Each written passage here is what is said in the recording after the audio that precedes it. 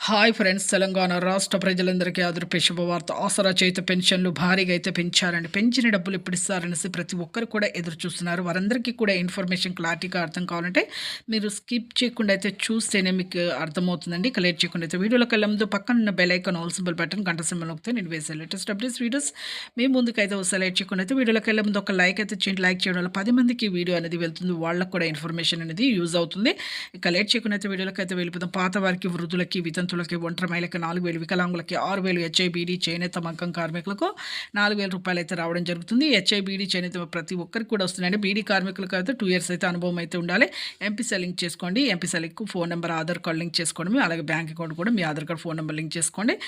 ప్రతి ఒక్కరు post office ద్వారా కానీ మీ అకౌంట్లో కానీ బ్యాంక్ అకౌంట్లో కానీ జమ అవుతున్నాయి 4,000 నుంచి 6,000 రూపాయలు. ఈ సెప్టెంబర్ 15వ తేదీ కల్లా ప్రతి ఒక్కరికైతే పెంచిన డబ్బులతో సహా అయితే వేస్తున్నారని మనకు సీఎం గారు, మంత్రి సీతక్క గారు కూడా చెప్పారు. ప్రతి ఒక్కరికి కూడా వేస్తామని చెప్పడం జరిగింది. అలాగే పాత వారు, కొత్త వారికి ఎవరికైనా కూడా అలాగే